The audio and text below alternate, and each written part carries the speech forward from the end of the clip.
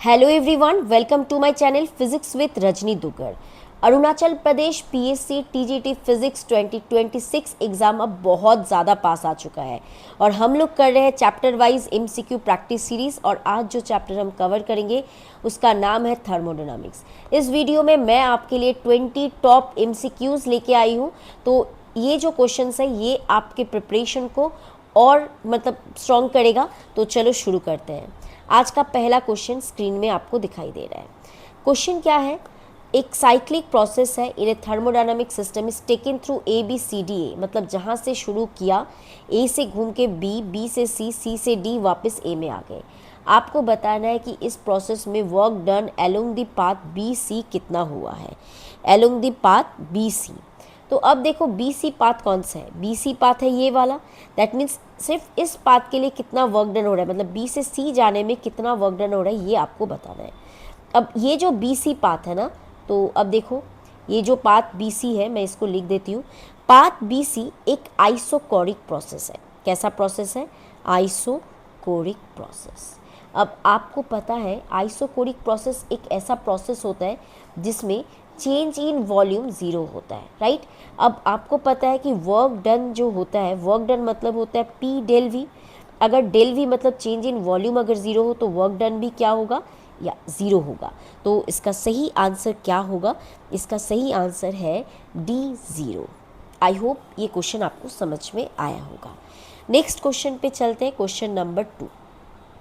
Question number 2 क्या बताता है? एक कार्नोट इंजन के ऊपर क्वेश्चन है।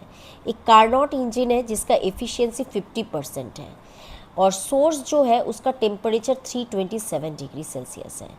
टेम्परेचर ऑफ द सिंक कितना होगा in degree Celsius, you have to find.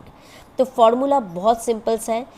जो एफिशिएंसी होता है eta in percentage form is equal to 1 minus temperature of the sink by temperature of the source into 100%, correct. अब आपको यहाँ पे जब बैठाना होगा, यहाँ पे जब आप सोर्स का टेम्परेचर 327 इसको आपको केल्विन में कन्वर्ट करना है, तो ये बन जाएगा 600 केल्विन। तो आप सोर्स का टेम्परेचर की जगह 600 बैठाओगे। ईटा इन अ परसेंटेज फॉर्म मतलब ये 50 बैठेगा। बैठा के जब आप कैलकुलेशन करोगे देन आपका आंसर यहाँ से टी सिंक आ जाएगा 300 केल्विन। देखो हमेशा इस फॉर्मूला में केल्विन ही यूज़ करना है, बट आपको आंसर बैठाना है डिग्री सेल्सियस। तो केल्विन को डिग्री सेल्सियस में कन्वर्ट करोगे तो आपको आ जाएगा 27 डिग्री सेल्सियस। तो इसका आंसर क्या होगा? इसका सही आंसर आपको जो मिलेगा वो होगा 27। तो ऑप्शन बी आपका सही आंसर होगा। ओके ओके, नेक्स्ट क्वेश्चन की तरफ चलते हैं। Question number 3। क्वेश्चन नंबर 3 बहुत सिंपल बट बहुत इंपॉर्टेंट क्वेश्चन है। एक ideal gas undergoes 4 different processes from same initial state as shown in the figure. तो चारों का इनिशियल स्टेट ये वाला है। Okay okay, those processes are, 4 processes है, adiabatic, isothermal, isobaric and isochoric. Okay आपको बताना है कि 1 2 3 4 इनमें से, तो the curve which represent adiabatic, चारों में से एडियाबेटिक प्रोसेस कौन सा है ये बताना है आपको। तो जूम कर लेते हैं थोड़ा सा। ओके जूम करके हम लोग देख पाएंगे यहाँ पे ये जो 4 नंबर प्रोसेस है यहाँ पे आपको दिख रहा है। ये 4th वाला जो प्रोसेस है, इस प्रोसेस में आपका प्रेशर कांस्टेंट रह रहा है, तो ये तो होगा आइसोकोरिक, है ना। आइसोकोरिक सॉरी आइसो हाँ आइसोकोरिक। वॉल्यूम कांस्टेंट रह रहा है तो नहीं, वॉल्यूम कांस्टेंट नहीं रह रहा है, आई एम रियली सॉरी। इसमें प्रेशर कांस्टेंट रहे तो आइसोबारिक होगा, तो इसको बोलेंगे आइसोबारिक प्रोसेस। ओके और ये जो 1 नंबर है ये होगा आपका आइसोकोरिक, क्योंकि इसमें वॉल्यूम कांस्टेंट रह रहा है। अब बचा है 2 और 3। 2 और 3 में कौन सा ज़्यादा स्टीप है, किसका स्लोप ज़्यादा है? तो आपको दिखाई दे रहा है इसमें जो 2 नंबर है इसका ये ज़्यादा स्टीप है, तो ये जिसका ज़्यादा स्लोप होगा, जो ज़्यादा स्टीप होगा दैट इज़ एडियाबेटिक। ओके और ये वाला क्या होगा? ये होगा आइसोथर्मल। ओके तो इसका सही आंसर होगा एडियाबेटिक। कौन सा होगा? Option number A. Clear?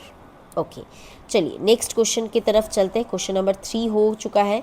Okay question number 4 पे चलते हैं। 4 क्या बोला है, the efficiency of a Carnot engine किस पे डिपेंड करता है। तो देखो आपको सिंपली फॉर्मूला मैंने अभी लिख के दिया था, ईटा इज इक्वल टू होता है 1 - T2/T1, है ना। तो यहाँ पे ऑब्वियसली टेम्परेचर ऑफ सोर्स और सिंक दोनों के ऊपर, तो ऑप्शन सी इसका करेक्ट आंसर होगा। क्वेश्चन नंबर 5 पढ़ो।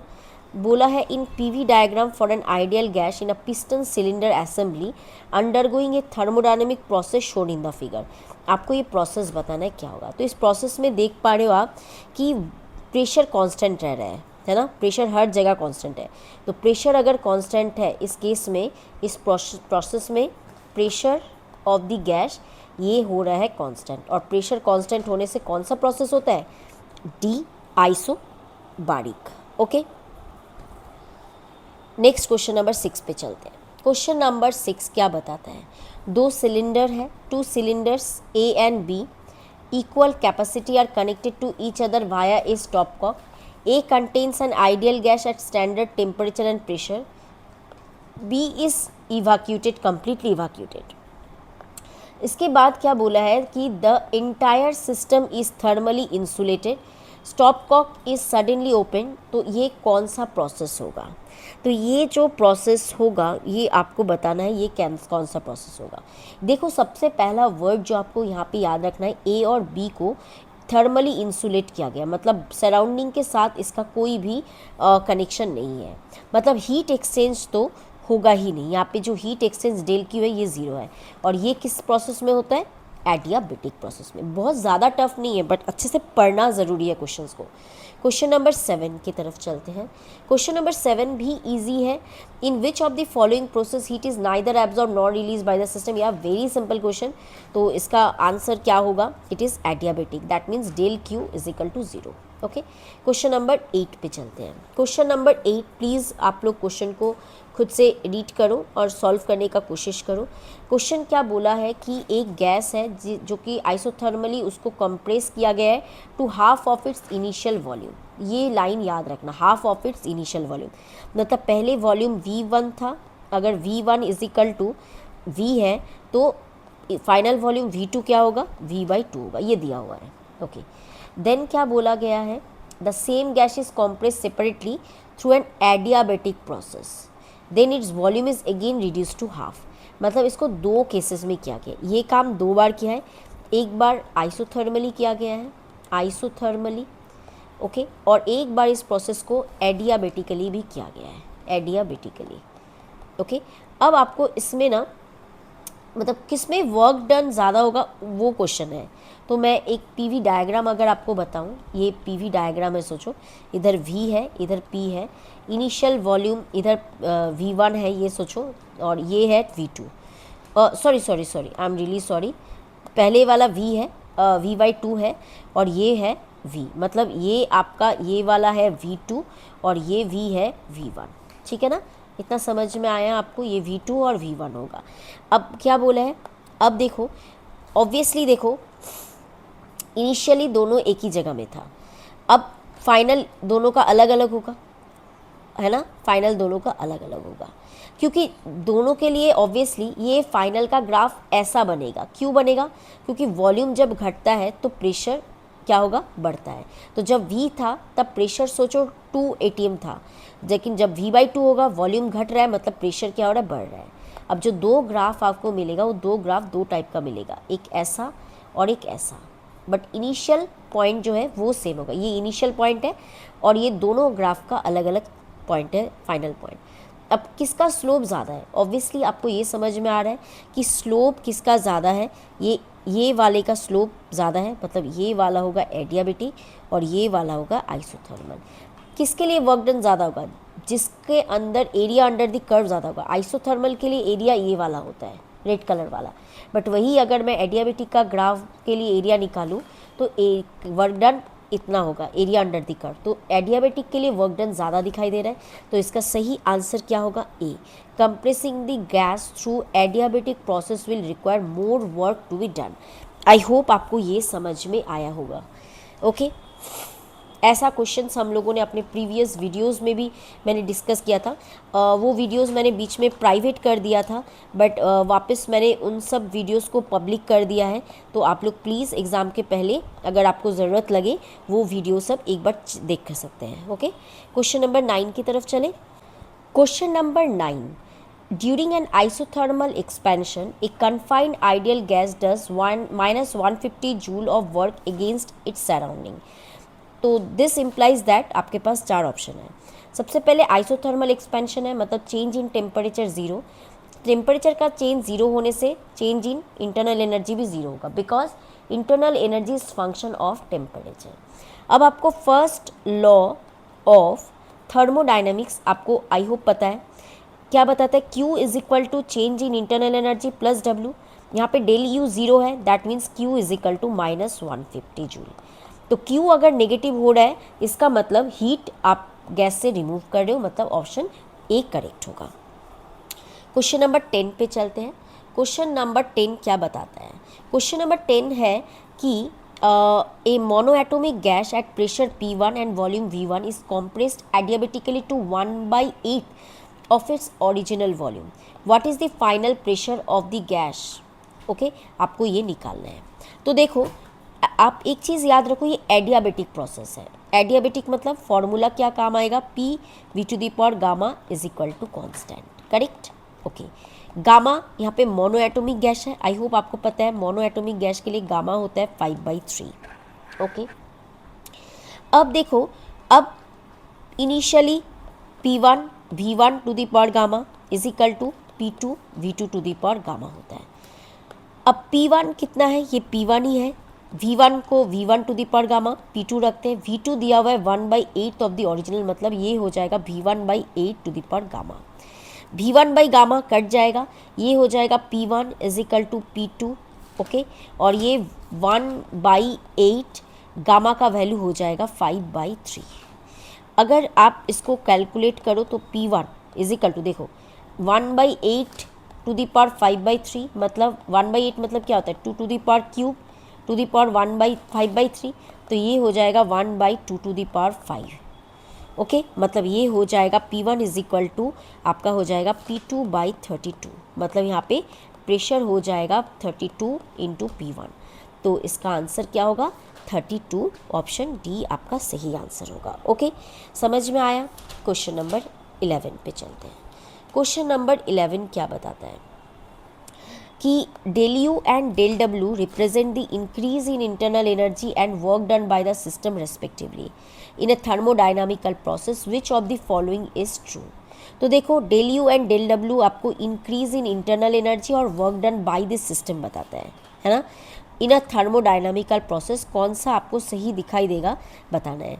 तो इन दिस केस आप देखो, फर्स्ट लॉ ऑफ थर्मोडाइनामिक्स क्या बताता है? Del Q is equal to del U plus del W, right? Okay, अगर एडियाबेटिक प्रोसेस होता है, एडियाबेटिक प्रोसेस में क्या होगा? एडियाबेटिक प्रोसेस के लिए ये ज़ीरो हो जाएगा, है ना? एडियाबेटिक प्रोसेस पहले वाला एक एक करके देखते हैं। तो पहले वाला देख रहे हैं, ये ज़ीरो हो जाएगा, तो del U is equal to minus del W हो रहा है एडियाबेटिक के लिए, तो ये मतलब मैच हो जा रहा है, मतलब ये सही होगा। मैच हो रहा है मतलब सही होगा। अब बाकी का ऑप्शन आप देख भी सकते हो और नहीं भी देख सकते हो। ओके, क्वेश्चन नंबर 12 पे चलते हैं। क्वेश्चन नंबर 12 क्या बताता है? प्लीज़ रीड दी क्वेश्चन, बहुत सिंपल सा क्वेश्चन है। क्वेश्चन नंबर 12 बताता है, in thermodynamic process which of the following is not true. देखो, ये वर्ड याद रखना, नॉट ट्रू। एग्जाम में ना बहुत प्रेशर जब होता है, ये नॉट वर्ड जो होता है ना स्किप हो जाता है, तो ये गलत मत करना। ओके, तो इसमें देखो पहले वाला बोला आइसोकोरिक प्रोसेस में प्रेशर रिमेन्स कांस्टेंट, पहले वाला ही गलत है ना? प्रेशर नहीं होगा इसका आंसर, इसका होगा वॉल्यूम। तो आपको गलत वाला ही चुनना था, तो लकीली ए आ गया, है ना? बाकी सही होगा। अब उतना हम लोग नहीं पढ़ रहे। क्वेश्चन नंबर 13 पे चल रहे हैं। क्वेश्चन नंबर 13 क्या बताता है? If Q, E and W denote respectively heat added, change in internal energy, work done by a closed cyclic process, then क्या होगा? देखो, cyclic process is that kind of process जहाँ पे आपका ये जो साइक्लिक प्रोसेस में क्या होगा? देखो, ई क्या बोल रहा है? ई है आपका चेंज इन इंटरनल एनर्जी। ये लाइन ध्यान से देखना, ई है आपका चेंज इन इंटरनल एनर्जी। तो साइक्लिक प्रोसेस में change in internal energy zero होता है, और यहाँ पे इंटरनल एनर्जी का चेंज को ई से डिनोट करें तो ऑप्शन सी सही जवाब होगा। ओके, क्वेश्चन नंबर 14 पे चलें। 14 नंबर क्वेश्चन, ये भी बहुत सिंपल सा क्वेश्चन है। क्या बताया है इसमें, which of the following process is reversible. इसका सही आंसर होगा isothermal compression. Okay, next question number 15। Question number 15 please आप लोग पढ़िए क्वेश्चन को। Which of the following parameters does not characterise the thermodynamic, does not बोला है, okay, does not characterise thermodynamic state of matter. तो ये आप लोग ना याद रखना इसका आंसर क्या होगा, वर्क डन होगा। वर्क डन जो होता है वो आपका कैरेक्टरिस्टिक नहीं होता है, it is a path function. जो वर्क डन होता है ना वो होता है पाथ फंक्शन। ओके, पाथ के ऊपर डिपेंड करता है, तो बाकी सब कैरेक्टरिस्टिक होगा बट पाथ मतलब वर्क डन नहीं होगा। क्वेश्चन नंबर 16 पे चले। क्वेश्चन इजी था बट बहुत बार एग्जाम के हड़बड़ी में ही गलत हो सकता है। चलो क्वेश्चन नंबर 16 प्लीज़ आप लोग क्वेश्चन नंबर 16 को पढ़िए। क्या बता रहा है कि एक साइंटिस्ट है, उन्होंने बताया कि एफिशिएंसी ऑफ हीट इंजन जो ऑपरेट करता है सोर्स टेम्परेचर 127 और सिंक टेम्परेचर 27 डिग्री सेल्सियस में, उसका एफिशिएंसी 26%। तो बोला क्या ये पॉसिबल है, नहीं है, ये एक्सेट्रा। ठीक है, तो अगर ये दोनों टेम्परेचर है तो हम लोग ईटा जो होता है मैक्सिमम एफिशिएंसी वो कैलकुलेट करते हैं, वो होता है 1 - T2/T1। ओके, T2 है सोर्स का सिंक का टेम्परेचर, तो ये कितना है, ये T2 है और ये T1 है। दोनों को आप केल्विन में कन्वर्ट कर लो तो ये 300/400 आएगा, और आप परसेंटेज में जब लाओगे ये आ जाएगा 25%, है ना। ये 1/4 आएगा, then you will convert it into percentage, then you will get 25%। तो मैक्सिमम 25 आ रहा है, यहाँ पे क्वेश्चन में 26 बोला है, कभी भी पॉसिबल है नहीं, तो इसका आंसर ए होगा, it is impossible. Question number 17 पे चलो। Question number 17 please, question number 17 आप लोग रीड करो। ओके, ये बहुत सिंपल सा क्वेश्चन है। मैं एक्सपेक्ट करूँगी कि ये क्वेश्चन तो आप लोग कर पाओगे, है ना। ओके, तो क्वेश्चन पढ़ते हैं कि एक आइडियल गैस है, it is undergoing adiabatic change, has which of the following pressure temperature relationship, P और टी के बीच में। तो देखो प्रेशर और वॉल्यूम के बीच का relation P/G is equal to constant होता है। अब आपको आइडियल गैस के लिए पता है PV इज इक्वल टू क्या होता है, RT होता है। तो यहाँ पे V is equal to RT/P बोल सकते हैं। यहाँ पे P/RT/P बैठा दो, gamma is equal to constant, R तो कॉन्स्टेंट ही है, मतलब यहाँ पे P और T का जो रिलेशन आएगा वो होगा ये वाला 1 - gamma T⁻⁻ is equal to constant. तो ऑप्शन कौन सा करेक्ट होगा, बी करेक्ट होगा। Okay, question number 18। मेरा काम है अभी आपको जस्ट जो मतलब कैसे क्वेश्चन को सॉल्व करना है वो आपको जस्ट हल्का सा हिंट देना है ना, तो ये ज़रूरी है आपके लिए। क्वेश्चन नंबर 18 पे चले। या क्वेश्चन नंबर 18 क्या बताता है, क्वेश्चन नंबर 18 ये बताता है which of the following is not thermodynamical function. I hope अब आप लोग कर पाओगे। देखो नॉट बोला है, नॉट को ज़्यादा याद रखना, वर्क डन होगा। देखो आपको इतना पता है कि वर्क डन तो नहीं होता, बाकी के बारे में इफ़ यू हैव आइडिया है या नहीं है कोई फ़र्क नहीं पड़ता। एग्ज़ाम में घबराना नहीं है, आपको एग्ज़ाम में ये देखना है कि आपको नॉट इसमें आपको इतना you are sure that work done तो नहीं होगा, तो आपको बस नहीं वाला निकालना है, तो बस वर्क डन मार्क कर दो, है ना। Okay, question number 19। Okay, question number 19 number question please आप लोग क्वेश्चन को रीड करो। क्या बोला है, first law of thermodynamics is concern with the conservation of what. तो बहुत सिंपल है, ये एनर्जी का कंजर्वेशन लॉ है, तो बी होगा। क्वेश्चन नंबर 20 आज का last question, the adiabatic process occurs eight. तो एडियाबेटिक प्रोसेस किस में ऑकर होगा, कांस्टेंट किस में होगा, प्लीज़ आप लोग क्वेश्चन का इसका आंसर तो मुझे देने का ज़रूरत ही नहीं है ना। तो इसका आंसर क्या होगा, आपको पता है कि इसका आंसर होगा हीट, ऑप्शन सी करेक्ट होगा। तो ये था टॉप 20 क्वेश्चंस। और भी बहुत क्वेश्चंस इससे बनते हैं, तो ठीक है। अभी एग्ज़ाम बहुत पास में है, आप लोग रिवाइज़ करो, और ये जो मैं MCQs ला रही हूँ इसको फटाफट 1.5 की जैसे आपको ईजी लगे आप लोग एक बार क्वेश्चंस को गो थ्रू करो। ओके, तो आपको एटलीस्ट समझ में आएगा, हाँ ये पॉइंट मेरा वीक है, मतलब अभी हल्का से MCQs देखना मतलब आपके वीक पॉइंट जो है हल्का से उसको रिवाइज़ कर देना, बस इतना ही है। ओके, तो आप लोग अच्छे से प्रिपरेशन करो। Thank you so much.